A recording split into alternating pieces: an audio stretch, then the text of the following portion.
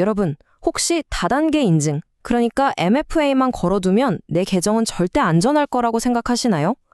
아니면 비밀번호만 주기적으로 바꾸면 해킹쯤은 막을 수 있다고 믿고 계신가요? 만약 그렇다면 오늘 이 이야기는 꽤 충격적일 수 있습니다. MFA를 그냥 뚫어버리고 심지어 비밀번호를 바꿔도 아무 소용없는 그런 신종 공격에 대해서 지금부터 낱낱이 파헤쳐보겠습니다. 네, 바로 이 질문부터 시작해 볼게요. 우리 보통 로그인 할 때 스마트폰으로 코드 받아서 입력하고 나면 이제 안전하겠지 하고 안심하잖아요. 그런데 말이죠. 이제 그 안도감이 충분하지 않을 수도 있다는 겁니다. 왜냐하면요, 우리가 알던 기존의 보안 상식이 전혀 통하지 않는 새로운 차원의 위협이 나타났기 때문입니다. 이 녀석은 우리가 가장 철통같이 믿었던 그 방어막을 아주 교묘하게 무력화시켜버립니다. 오늘 제가 설명해드릴 이 내용은 그냥 떠도는 이야기가 아니고요. 바로 마이크로소프트 보안 블로그에 올라온 최신 연구 자료를 기반으로 하고 있습니다. 가장 신뢰할 수 있는 출처를 통해서 이 신종 공격의 실체가 뭔지 정확하게 알려드릴게요. 자, 그럼 본격적으로 들어가 볼까요? 첫 번째 파트입니다. 이 새로운 공격은요, 우리가 흔히 생각하는 그런 피싱과는 아예 차원이 다릅니다. 애초에 설계 자체가 다단계 인증, 바로 이 MFA를 우회하기 위해 만들어졌거든요. 이 공격의 핵심 기술, 바로 Adversary in the Middle, 줄여서 AITM 공격이라고 부릅니다. 이게 뭐냐면요, 해커가 여러분의 아이디나 비밀번호를 훔치는 게 아니에요. 훨씬 더 교묘합니다. 여러분이 정상적으로 로그인하는 바로 그 순간, 그 로그인 상태 자체를 그냥 통째로 가로채버리는 겁니다. 근데 이 공격이 더 무서운 이유가 뭔지 아세요? 바로 우리가 업무에서 거의 매일 쓰는 쉐어포인트나 원드라이브 같은 아주 익숙하고 신뢰도 높은 서비스를 위장한다는 겁니다. 그러니까 평소에 보던 화면, 평소 하던 절차니까 사용자는 의심조차 하기 어려운 거죠. 그럼 이 디지털 하이제킹 도대체 어떻게 이루어지는 걸까요? 마이크로소프트가 분석한 해커의 7단계 공격 시나리오를 한번 차근차근 따라가 보겠습니다. 이 7단계를 한번 보세요. 초기 접근으로 시작해서 계정을 완전히 장악하고 이걸 발판 삼아서 피해를 기하급수적으로 키워나가는 아주 체계적인 과정이죠. 자, 이제 각 단계가 뭘 의미하는지 좀 더 자세히 뜯어보겠습니다. 모든 것의 시작은 아주 믿을 만한 거래처에서 온 것처럼 보이는 이메일 한 통입니다. 이메일 안에는 쉐어포인트 문서 공유 링크 같은 게 들어있겠죠.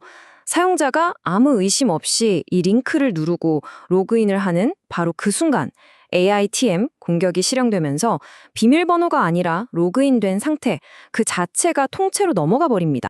일단 계정에 접근한 해커는 제일 먼저 뭘 할까요? 바로 받은 편지함 규칙을 만듭니다. 앞으로 오는 모든 이메일을 자동으로 지워버리거나 읽음 처리해버리는 거죠. 이렇게 해서 피해자가 자기 계정에서 무슨 이상한 일이 벌어지고 있다는 걸 쥐도 새도 모르게 만드는 겁니다. 완벽한 은신술이죠. 이제부터가 진짜입니다. 해커는 훔친 계정을 이용해서 피해자의 동료, 고객사, 하여튼 주소록에 있는 모든 사람에게 또 다른 피싱 메일을 뿌립니다. 믿을 만한 사람이 보낸 메일이니까 성공률이 엄청나게 높겠죠. 여기서부터 막대한 금전적 피해로 이어지는 비즈니스 이메일 사기, 즉 BEC로 번지면서 피해는 걷잡을 수 없이 커지는 겁니다. 자, 여기서 가장 중요한 질문이 나옵니다. 만약에 해킹당한 걸 알게 되면 우리 보통 어떻게 하죠? 맞아요. 당장 비밀번호부터 바꾸죠. 그런데 이 공격에서는 그게 아무 소용이 없다는 겁니다. 도대체 왜 그럴까요? 이 화면이 모든 걸 설명해 줍니다. 왼쪽을 보세요. 전통적인 해킹은 암호를 훔치는 거라 암호를 바꾸면 해커는 바로 차단됩니다. 간단하죠. 하지만 오른쪽 AITM 해킹은 암호가 아니라 세션을 훔쳤습니다. 따라서 여러분이 비밀번호를 100번 바꿔도 해커는 이미 훔친 그 세션으로 계속 접속 상태를 유지할 수 있는 거예요. 이 세션이라는 것의 정체가 바로 세션 쿠키입니다. 우리가 웹사이트에 로그인할 때 로그인 상태 유지 체크하잖아요. 그때 서버가 우리 브라우저에 주는 일종의 디지털 열쇠 같은 거라고 생각하시면 쉬워요. 해커는 집 현관문 비밀번호를 알아낸 게 아니라 이미 문을 열고 들어갈 수 있는 이 마스터키 자체를 훔쳐버린 겁니다. 그렇다면 진짜 해결책은 뭘까요? 비밀번호 바꾸는 걸로는 안 된다면 도대체 뭘 해야 하는 걸까요? 핵심은 간단합니다. 해커가 훔쳐간 그 디지털 열쇠를 아예 못 쓰게 만들어야 합니다. 해킹을 인지했다면 즉시 이 조치들이 필요합니다. 비밀번호 재설정은 기본이고요. 가장 중요한 것, 바로 모든 활성 세션 쿠키를 무효화하는 겁니다. 이건 개인이 할 수 있는 게 아니고요. 반드시 시스템 관리자가 서버에서 강제로 모든 로그인 세션을 끊어버려야 해요. 그래야 해커가 훔친 열쇠가 그냥 고철 덩어리가 되는 겁니다. 그리고 물론 해커가 바꿔놓은 MFA 설정이나 이상한 받은 편지함 규칙도 싹 다 지우고 원래대로 돌려놔야겠죠. 다행히 마이크로소프트 같은 서비스 제공업체들도 가만히 있지는 않습니다. 예를 들어 지로아워 퍼취, 줄여서 제피라는 시스템이 있는데요. 이건 이미 발송된 피싱 이메일을 사용자 편지함에서 자동으로 찾아서 제거해주는 역할을 합니다. 자, 지금까지는 공격 방식이랑 당했을 때 어떻게 대처하는지에 알아봤습니다. 이제부터는 더 중요한 거죠.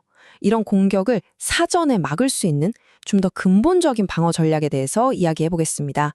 첫 번째 방어 전략입니다. 특히 기업 환경에서는 조건부 액세스 정책을 꼭 활성화해야 합니다. 예를 들면 회사에서 허가한 IP 주소나 보안 규격을 지키는 기기에서만 접속을 허용하는 거죠. 또 지속적인 액세스 평가를 통해서 일단 로그인했다고 끝이 아니라 세션이 유지되는 동안에도 혹시 이상한 활동은 없는지 계속 감시해야 합니다. 그리고 두 번째 전략입니다. FIDO2 보안키처럼 아예 복제가 불가능한 물리적인 키를 쓰는 암호 없는 인증 방식이 AITM 공격에는 아주 효과적입니다. 당연히 고급 피싱 방지 솔루션에 투자하는 것도 중요하고요. 평소와 다른 위치나 인터넷 서비스 제공업체, 즉 ISP에서의 로그인 같은 의심스러운 활동은 없는지 꾸준히 지켜보는 게 중요합니다. 여기서 절대 오해하시면 안 되는 게 있습니다. MFA가 뚫릴 수 있다고 해서 이제 MFA는 소용없네 라고 생각하면 절대 안 됩니다. 마이크로소프트도 강조하듯이 이 AITM 공격 기술이 왜 나왔겠어요? 바로 MFA가 그만큼 강력하고 효과적이기 때문에 이걸 뚫으려고 만들어진 겁니다. MFA는 여전히 모든 보안의 기본 중의 기본입니다.